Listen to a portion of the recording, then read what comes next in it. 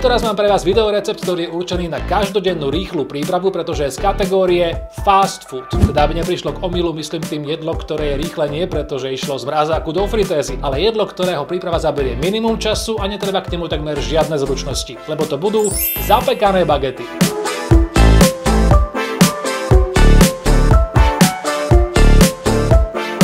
Vyzerajú ako mini pizza, spája sa v nich chuť cesnaku, masla a opečených paradajok a celé vám to aj s pečením zaberie len niečo vyše 4 hodiny. Chrumkavo praktické, šťavnaté a pritom celkom prosté. Jedlo alebo snack, ktorý neraz pripravíte aj z toho, čo je práve doma. Tu je postup.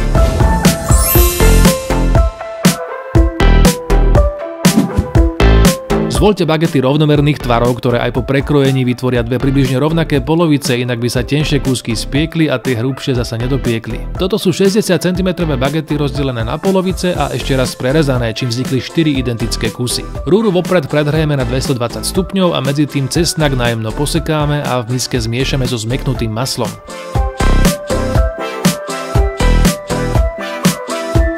Čili papričku takisto najemno posekáme a primiešame do cesnakového masla spolu so štipkou soli.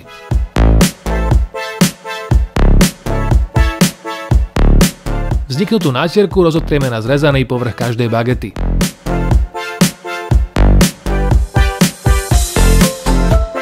Jarné cibulky pokrájame a časť vňate odložíme na záverečnú dekoráciu. Zvyšok rovnomerne uložíme na pripravené bagety. Prikryjeme natrhanými plátkami syra a potom ešte dôkladne pritlačíme. Cherry paradajky pokrájame na plátky a uložíme na syrovú vrstvu. Jemne osolíme, posypeme čiernym letým korením a sušeným oreganom. Bagety premiestnime do zapekacej misy alebo na plech vystlaný papierom na pečenie.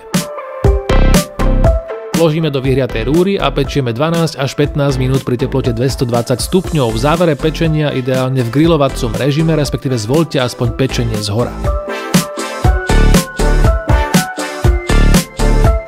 Po dopečení paradajky jemne na povrchu roztlačíme vidličkou, vďaka čomu budú bagety šťavnatejšie a ich konzumácia zároveň praktickejšia.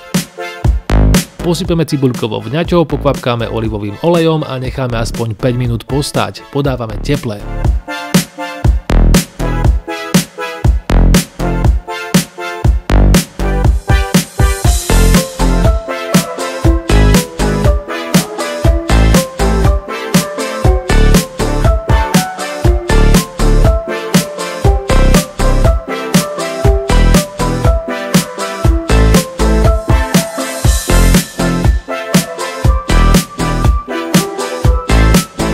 Zapekané bagety na tento spôsob pripomínajú kombináciu cesnakových topiniek a slaných talianskych koláčov. Využite ich ako bohaté víkendové raňajky, popoludnejší snack alebo rýchlu večeru. Ak bagety pred pečením pokrájate na menšie kúsky, získate šikovné party chuťovky alebo zapekané jednohúbky. Písanú verziu receptu aj so surovinami nájdete dole pod videom. S kuchyňou Lidla vás radi inšpirujeme aj v ďalšom videorecepte.